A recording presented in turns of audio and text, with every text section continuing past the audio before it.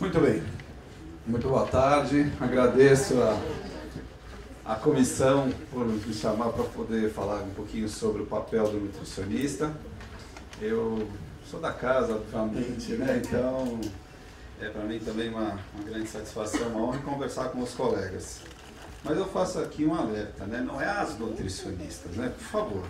Né? Os nutricionistas também têm que ter o seu espaço, né? Porque senão fica ordenado. Temos que ser lembrados também, né? Inclusive em instituição de longa permanência, quando chegamos lá, é um alvoroço, né? Ontem mesmo eu fui lá fazer um trabalho com os alunos. Nossa, já recebi uns 4 ou 5 convites, né? Fica aqui, vem mais vezes, olha, vem conhecer meu quarto e tudo mais, olha só. Então, as meninas, a gente trata sempre como as meninas, né? Afinal de contas somos, né? Muito bem. Bom, algumas questões já foram colocadas aqui pela colega que me antecedeu, né? Então eu vou passar rapidamente, alguns outros eu vou acabar comentando. E a minha área específica sempre foi da área clínica, então o viés do papel do nutricionista, ele é tendencioso para a área clínica. E mostrar que fazer uma avaliação nutricional dentro de uma ILPI não precisa de equipamento sofisticado. Tá? Hoje em dia, quem trabalha e já balança a cabeça sabe que não, porque hoje em dia a vigilância, quando faz uma visita, principalmente uma informação que eu tenho lá de Santos, até ontem, a vigilância que foi até a ILPI perguntou o seguinte, falou assim, cadê a avaliação e cadê a evolução? Duas coisas que perguntaram para o nutricionista, é isso que eles querem, a avaliação e a evolução. Se a gente não faz avaliação e se a gente não faz evolução, nossa cabeça vai, né, é colocada em risco. Okay? Então são coisas simples, vou apresentar várias possibilidades, mas é importante que dentro da capacidade, da habilidade, da expertise de vocês, escolha uma e tente fazer. Né? Porque é importante nós termos uma avaliação bem feita, seja o critério que for utilizado, mas que seja utilizado no critério, e uma boa evolução. Tá? Para nós nos resguardarmos. Ok? Muito bem. Então, a instituição de longa permanência tem algumas definições, né, de acordo com a RDC, da Anvisa, é instituição governamental ou não governamental, de caráter residencial, destinado ao domicílio coletivo de pessoas com idade igual ou maior de 60 anos, com ou sem suporte familiar, em condição de liberdade, dignidade e cidadania. Já a Sociedade Brasileira de Geriatria e Gerontologia foi um pouco mais específico nessa definição e colocou como estabelecimento para atendimento integral institucional. Não é uma casa clínica para tratar de doente. Isso é uma coisa bastante importante. Né? Cujo público-alvo é constituído por pessoas a partir de 60 anos, dependentes ou independentes, porque tem morador totalmente independente, que tem o seu quarto, ele pode sair, pode voltar, entendeu? Então ele tem esse ambiente como um lar, certo? Que não dispõe de condições de permanecer com a família ou em seus domicílios. Até por questões de violência, agressão na própria família, eles acabam então tendo a oportunidade de usar essas casas. Muito bem. Então essas instituições não são caracterizadas como instituição de saúde voltada à clínica ou à terapêutica. Então, eles são residentes, né, e recebem alimentação, serviço médico, cuidado especial ou simplesmente um local para ele residir ali. Ok? E a cada 2 anos, né, um plano de ação integral à saúde deve ser feito, até por uma questão de algumas instituições que recebem financiamento. Né? Então deve-se ter um plano de ação e que o papel do nutricionista para esse plano de ação ele é fundamental. Porque uma casa que abriga idosos mal cuidados perde muitas vezes a oportunidade e vai receber uma série de reclamações e denúncias, né, de Ministério Público, como foi apresentado aqui anteriormente. Okay?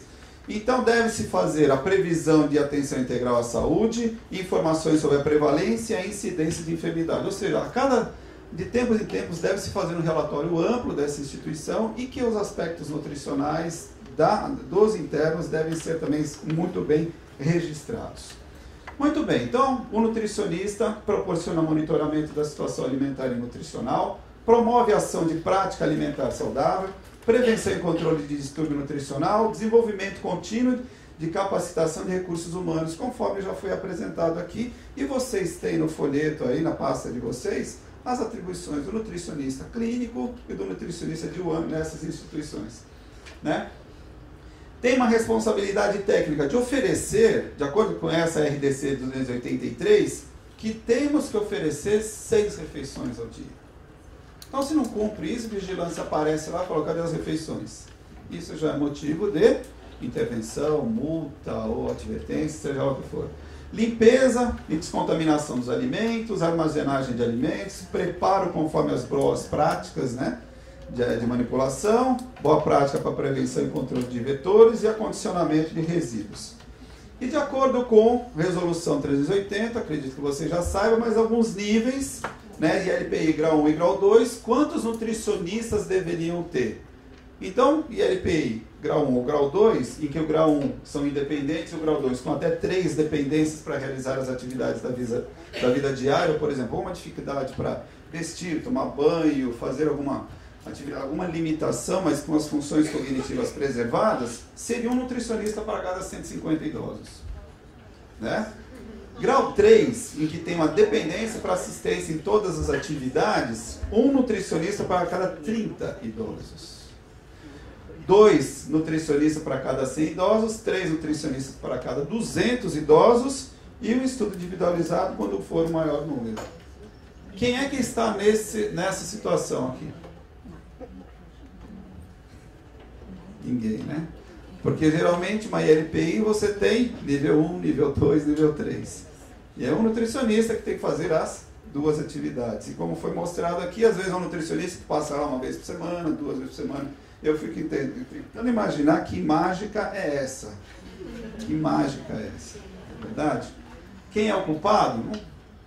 Tem uma série de coisas envolvidas nesse aspecto, a gente sabe disso. Né? Muito bem. Então, dos nutricionistas das ILPIs, né, 2 princípios, né, depois 2 principais aspectos. Ofertar uma alimentação adequada e monitorar o estado nutricional. Certo? Então, vamos lá. Isso daqui, o gestor de UANAS e ILPIs, vocês têm isso daqui, não preciso repetir. Né? E o gestor clínico e o nutricionista clínico, também você já tem essa informação. Então vamos ver em relação ao nutricionista clínico. Um instrumento ou um método mais utilizado no mundo inteiro, reconhecido, de fácil aplicação, é esse instrumento aqui. Validado na nossa língua, utilizado em várias instituições e hospitais.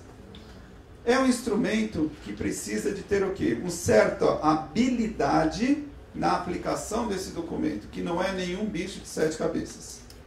E que essa primeira parte aqui, quando ela é preenchida, chamada de triagem, já mostra o risco que esse indivíduo tem de ter desnutrição. Então, quando se preenche a triagem, eu não estou dando diagnóstico nutricional. Tá? Que isso fique bem claro. Eu estou dizendo que esse indivíduo, se ele preenche a triagem e a pontuação dele fica com 11 pontos ou menos, para cada item você tem uma numeração correspondente que você vai preenchendo nos quadrinhos. Quem já faz, eu sei que eu estou chovendo no molhado, mas para quem não faz e pretende, saiba que esse é um instrumento de fácil utilização. Tá? Ele é autoexplicativo, ele é ótimo para ser utilizado. Então, se o indivíduo na triagem já tem, né, uma pontuação de 11 pontos ou menos, ele já tem um risco nutricional importante e que vale a pena você fazer a avaliação global. Então você continua com a avaliação global. E é interessante porque ele tem vários domínios. Ele tem um domínio cognitivo, ele tem um domínio da alimentação, da perda de peso, da funcionalidade, né, e de algumas medidas antropométricas.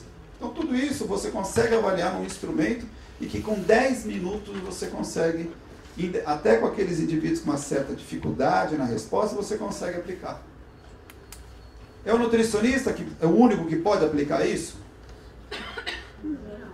Quem? Qualquer profissional de saúde ou que atua dentro de uma LPI, bem treinado, pode conseguir fazer isso. E que vai ajudar muito o papel do nutricionista para intervir posteriormente. a partir do momento em que ele preenche, ele já tem um risco, preencheu o documento e verificou que ele tem de uma pontuação menor do que 17 pontos, ele é considerado desnutrido ou malnutrido. Seria o correto, o termo correto. Ele é malnutrido, tá? Ou subnutrido. Se ele está entre 17 e 22,5, ele é um indivíduo com risco de desnutrição. E acima desse valor, então, ele é considerado normal. Então é simples. Então, na admissão, fazer essa aplicação desse documento seria ótimo. Depois disso, conforme para você ter a meta padrão, principalmente, você poderia fazer o quê? Reaplicar depois a cada 3 meses. Certo? Ou de acordo com o protocolo que pode ser estabelecido dentro de cada instituição. Ok? Mas que deve ser feito, que isso é bastante importante. Tá? Ah, não dá tempo, é muito corrido, é demais. Ok, você tem a versão curta da mini avaliação nutricional, que nada mais é do que a triagem com única diferença. Se eu não consigo identificar o IMC, eu faço uma avaliação da circunferência da panturrilha. Que se esse indivíduo, só com a mini avaliação nutricional, de forma reduzida, tiver uma pontuação condizente, uma pontuação de 0 a 7 pontos, eu posso considerá-lo malnutrido ou subnutrido. E por que a gente faz esse tipo a gente aplica esse instrumento? Eu estou em sala de aula, eu sou um péssimo ser professor em qualquer lugar, mas eu pergunto porque a participação é interessante, né? Valendo daqui a pouco, vocês viram 2 livros ali, eu não sei o que vai acontecer, mas alguém pode ganhar. Alguém de vocês, né? Então, participe, quem sabe já possa aí ganhar algum ponto, né? Para ganhar um livro.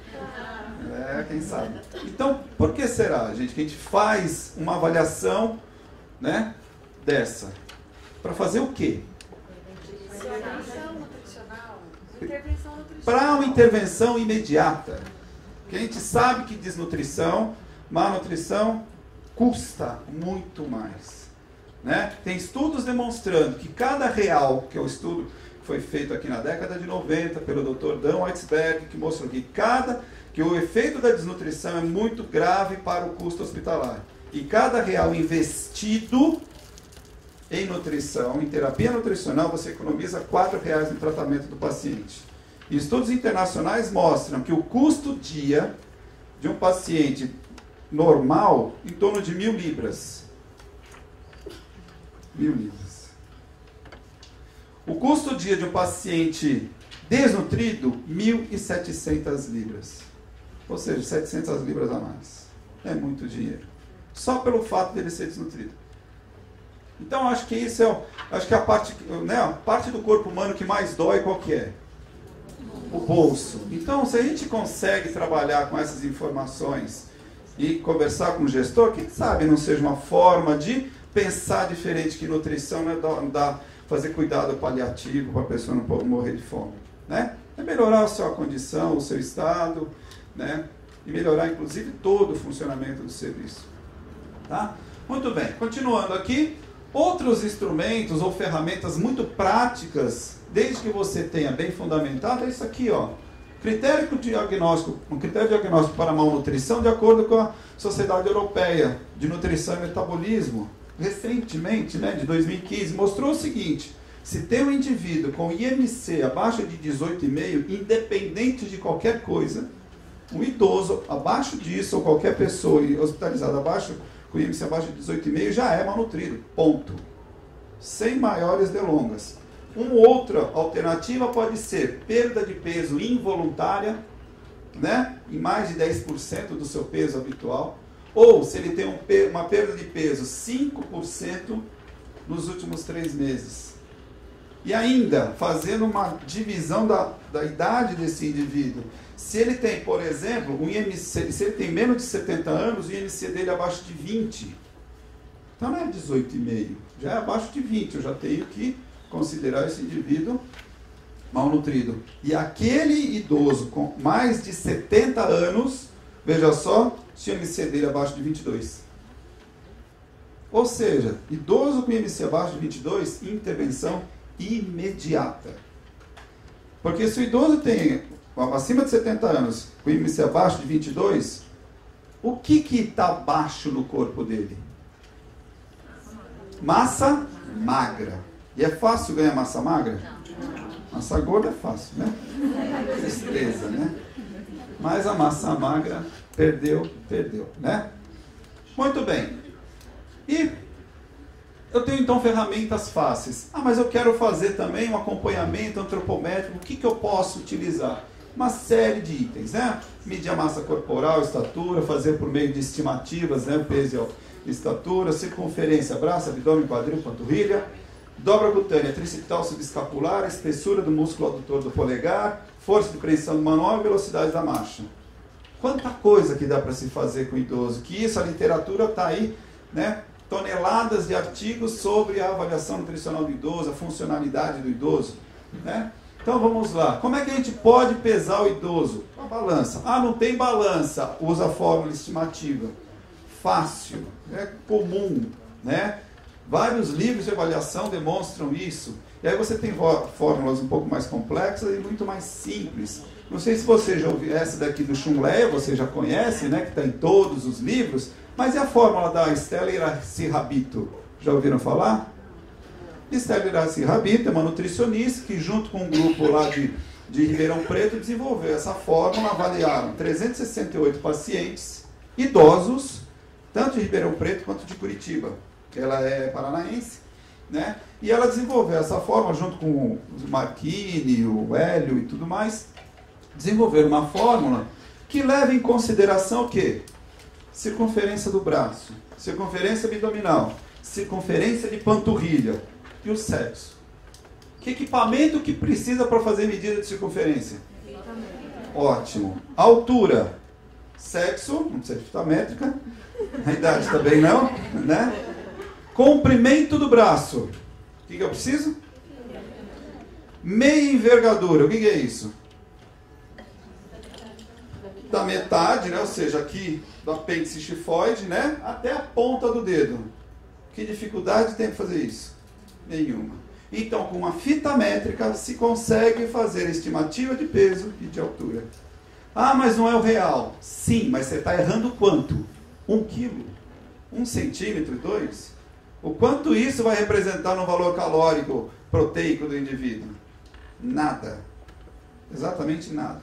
Então, tem ferramentas de fácil utilização, certo? E usar, entendeu? Então, grandes equipamentos? Não temos grandes equipamentos, é o que tem, vamos fazer com a fita métrica, ótimo, perfeito.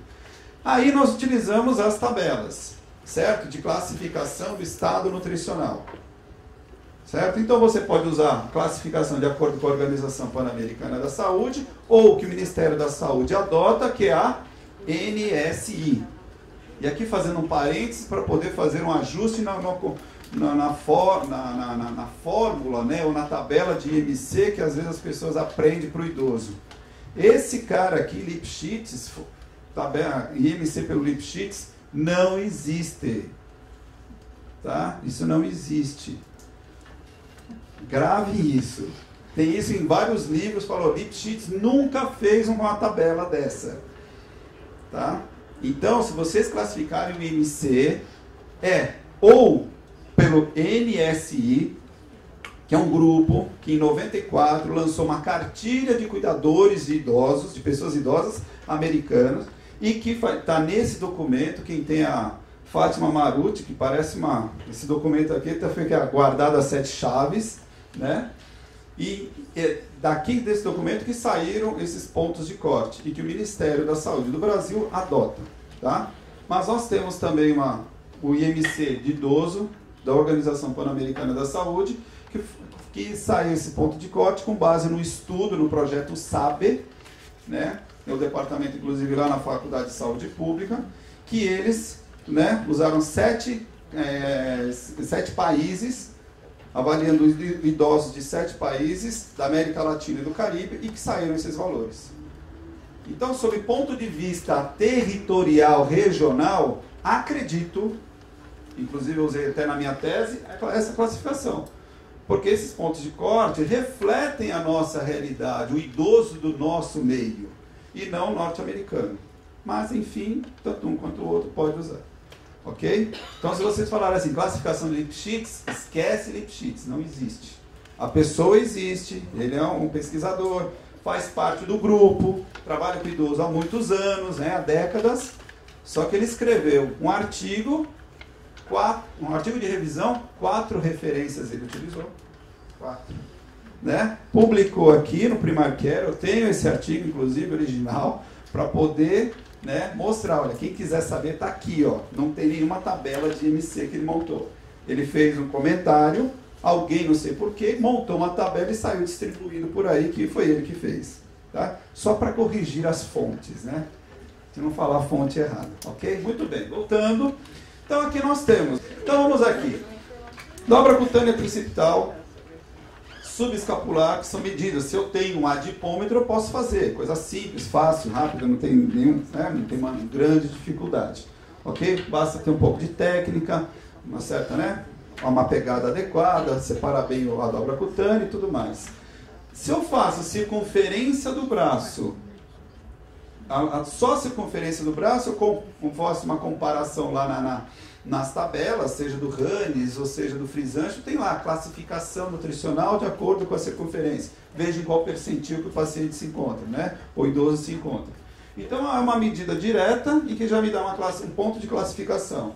Posso fazer a medida da dobra cutânea tricipital, que também vejo lá na tabela em que percentil que ele se encontra, também já tem uma classificação. Ou seja, eu tenho 2 pontos que vai me dar a classificação nutricional, né, do indivíduo. Com a dobra cutânea mais a circunferência do braço, eu consigo calcular o quê?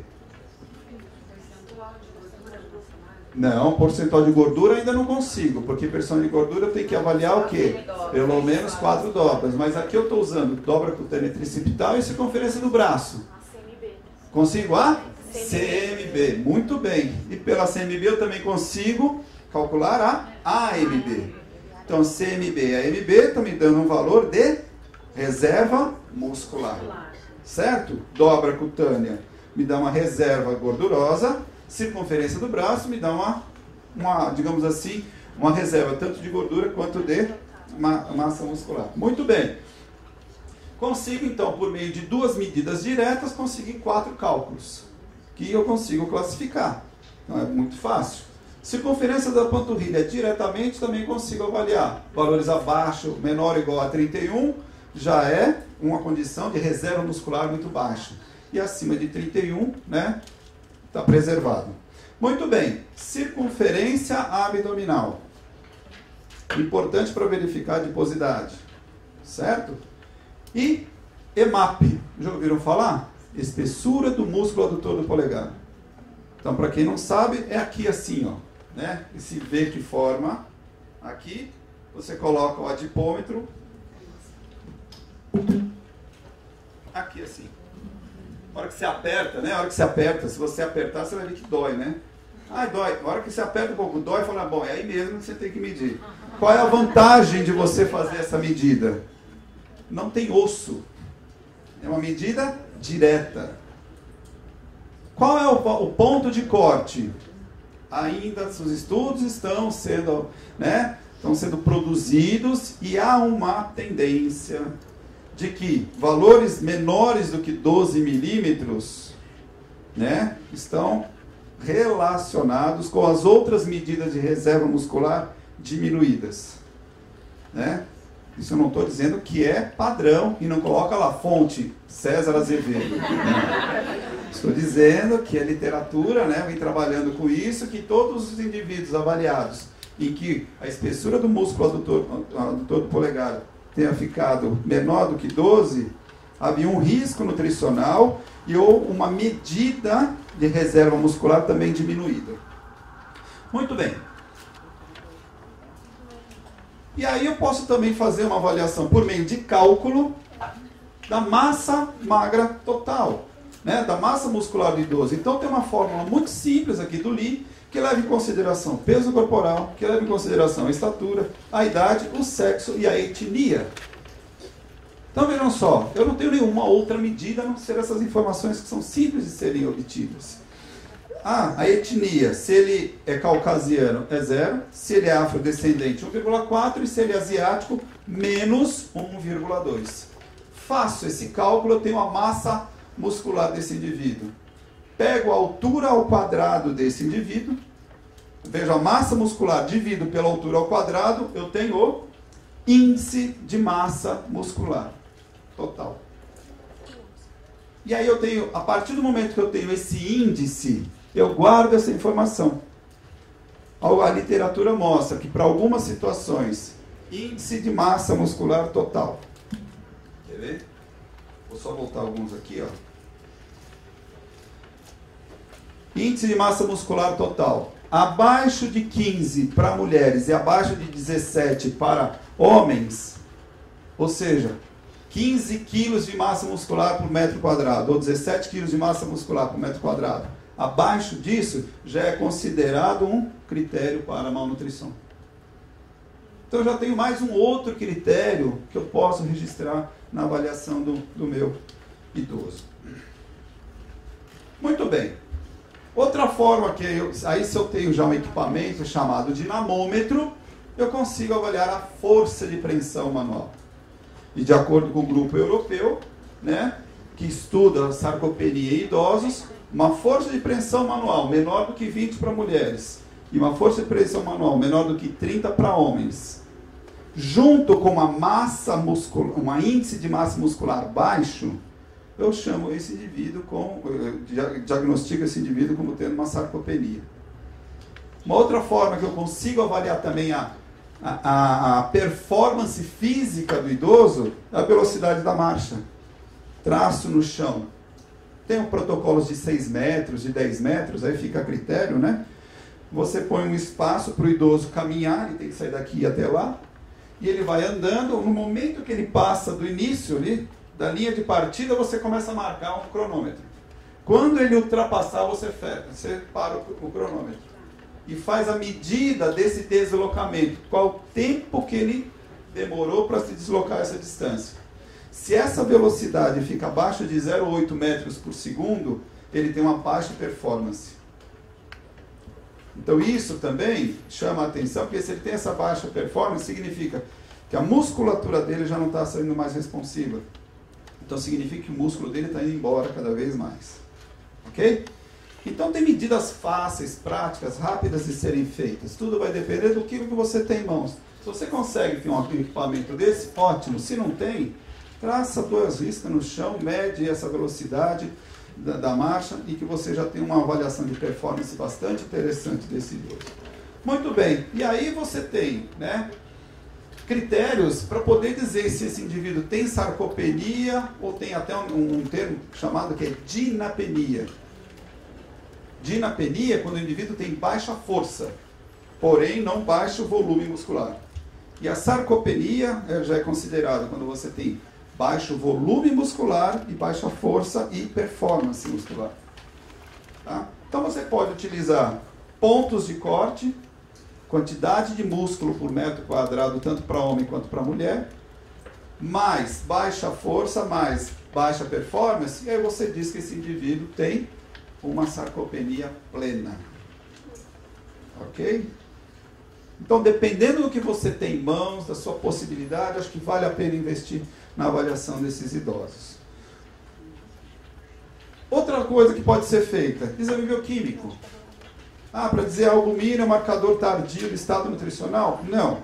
A albumina é um marcador de risco nutricional bastante importante. A gente sabe que a meia-vida da albumina é em torno de 3 semanas. Então, se ele está com a albumina baixa, eu não vou conseguir avaliar a evolução hepática dele e restabelecimento nutricional dele em pouco tempo. Mas eu sei que se a albumina dele está baixa, junto numa fórmula que você coloca, que leva em consideração a albumina sérica vezes um fator, vezes o peso atual dividido pelo peso habitual, vezes 100, ou seja, uma fórmula que você verifica o índice de risco nutricional usando o valor da albumina, você consegue ver em que risco nutricional que esse indivíduo se encontra. Em que valores acima de 100 está normal, entre 97,5 está um risco baixo, moderado, e o indivíduo com o índice de risco nutricional de 83,5 né, já é um indivíduo que já está no risco nutricional ou até mesmo desnutrido e que precisa de uma intervenção urgente. Então, a albumina, ela é um marcador de estado nutricional? Sim. Mas é importante também como marcador de risco, muito importante, que é risco de sobrevida. Transferrina é uma outra proteína plasmática que pode ser utilizada, né? Ela reflete bem a resposta metabólica mais aguda, ou seja, em uma semana, se ela subiu, significa que aquela terapia nutricional oferecida, né? Todo aquele cuidado nutricional, aquele suporte nutricional está funcionando nesse paciente, né? Ou nesse idoso. E a pré-albumina, mais fácil ainda, porque em 2, 3 dias ela já sobe. Então, você está num valor mais baixo, quando você tem uma terapêutica nutricional adequada, ela começa a subir, pronto, significa que teu fígado é responsivo. Teu não, o dele, no caso, né? É a força da expressão, né? Então, o fígado do idoso é responsivo. E se o fígado é responsivo, ótimo. Então, muitas vezes, aquele idoso, ele estava com fome. Ele não recebia uma quantidade adequada de alimento. Agora, se você fornece a terapêutica adequada e não sobe a pré-albumina, é porque já é um fígado, né, que não está mais conseguindo dar conta da demanda, da oferta de nutrientes. Tá? Interessante que colesterol é fator de risco para doença cardiovascular. Para o idoso a gente tem que olhar com calma. Porque valores abaixo de 160 pode ser um risco de mortalidade. Porque se ele não consegue sintetizar colesterol manter esse valor, significa que é um fígado já debilitado. Significa que está faltando energia, está faltando proteína, está faltando nutriente para esse fígado exercer suas funções. E mesmo que seja oferecido, ele não mantém o valor abaixo de 160, é também um fator preocupante.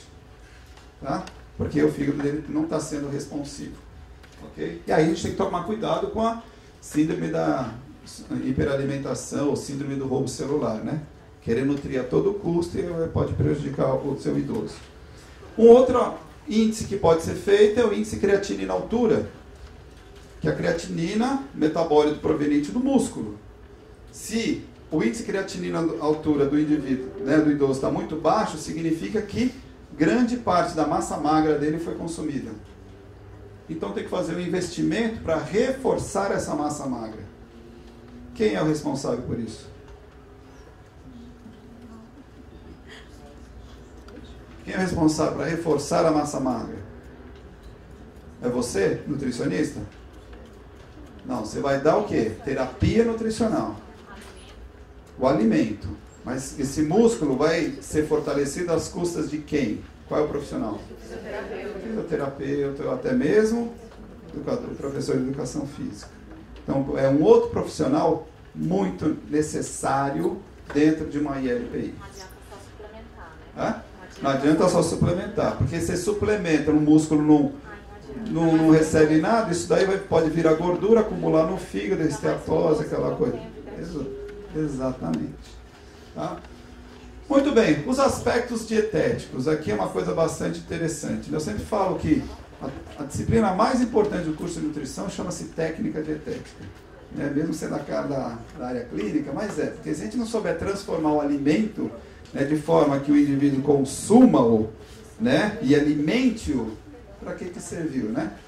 Então esse é o nosso principal papel, fazer uma boa avaliação e oferecer o nosso principal, né, instrumento de trabalho com qualquer pessoa, que é o alimento, e transformá-lo de uma forma que ele seja bem aproveitado, né? Então deve-se, dentro dessa ILPI, considerar as preferências deles. Porque o cardápio é esse, mas às vezes ele não está querendo aquilo. Ele está com alguma enfermidade, a doença ela é anorexígena mesmo. Qualquer doença tira a fome. A gente com uma pequena resfriada já não tem vontade de comer. Imagina o idoso que tem lá, né, várias doenças crônicas, polifarmácia, né, uma série de coisas, palatabilidade alterada, né, boca seca, uma série de coisas. Então, sempre considerar a preferência alimentar, respeitar os hábitos culturais, certo? Então, se ele tem uma religião, ele tem um costume, tem um hábito, respeitar isso para ele também.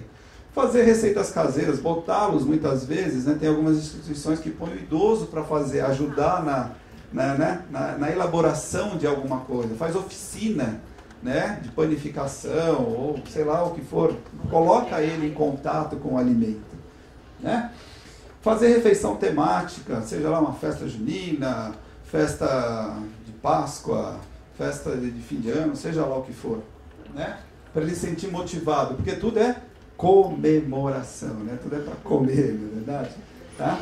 Eventos, festividades, sempre levando em consideração consistência e característica da refeição de acordo com a capacidade do sistema digestório.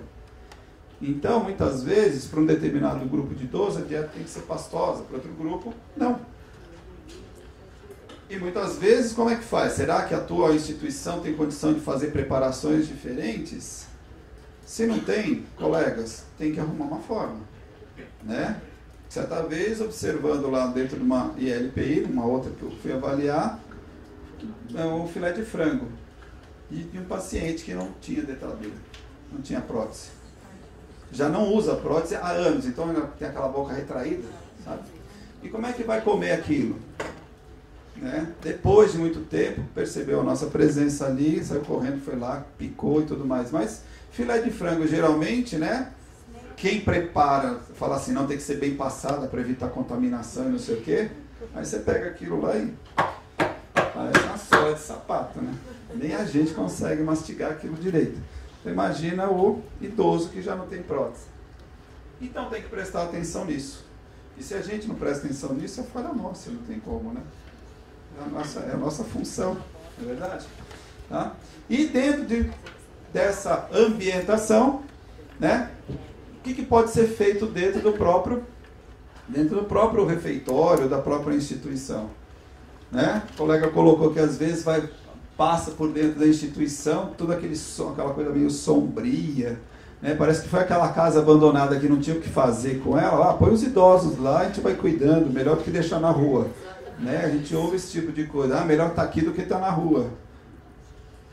Tá, se é para estar aqui, então vamos cuidar direito, né? Enfim. Né? Então, oferecer uma música adequada, oferecer uma decoração, um conforto, segurança para todos eles. Né? O ambiente ele tem que ser adaptado para eles. Né? Não tem jeito, tem que ser adaptado. Né? Inclusive para aqueles que são cadeirantes, mas eles são cadeirantes porque muitas vezes eles perderam as pernas por conta ou de um acidente, ou por conta de amputações em decorrência da diabetes, seja lá como for, mas são conscientes, conseguem se mobilizar. E aí não tem uma mesa adequada para ele se acostumar, para ele se encaixar, melhor dizendo. E aí tem que muitas vezes ficar de lado para comer. Coitado, né? Enfim. E aí que então algumas né, imagenzinhas obtidas da internet, né? Então consistência da dieta de acordo com a capacidade deles, né? Então aqui uma colega fazendo uma explanação do hábito alimentar, porque o processo educativo mesmo, independente do idoso, da sua condição cognitiva, tem que ser feito o processo educativo. O nutricionista está lá para isso também, né? Não só para os residentes, mas também para os funcionários, né? Os idosos participando aqui de oficina de panificação, festa junina, que esse aqui é o noivo, né? Mesmo na sua, né, mobilidade né, de uma certa limitação cognitiva, mas está aqui, ó, feliz, com uma cara feliz, né? E aqui, Dia Internacional do Idoso, né, que é o dia 1º de outubro, então uma festa comemorativa. E, finalizando, né, saber envelhecer é a obra-prima da sabedoria e uma das mais difíceis tarefas, a grande arte de viver. E aí que consigamos chegar numa situação como esse daqui, né? Se irrita lá, não quero saber desse bengala, coisa nenhuma, deixa eu ir para a festa, né? É isso aí. Obrigado, gente.